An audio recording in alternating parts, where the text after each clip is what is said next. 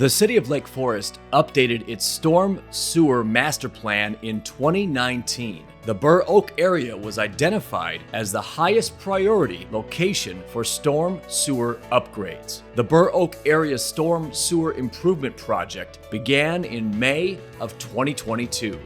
The city received a $2.75 million grant from the Lake County Stormwater Management Commission and the Illinois Department of Commerce and Economic Opportunity. This allowed the city to complete the full scope of the $5.4 million project. This major investment in the city's infrastructure addresses flooding in the Burr Oak neighborhood. The project involved installing an underground stormwater detention vault called a StormTrap under Northwestern Avenue, as well as increasing storm sewer capacity by installing larger pipes along Franklin Place, Burr Oak Road, Thomas Place, Western Avenue, and Alden Lane.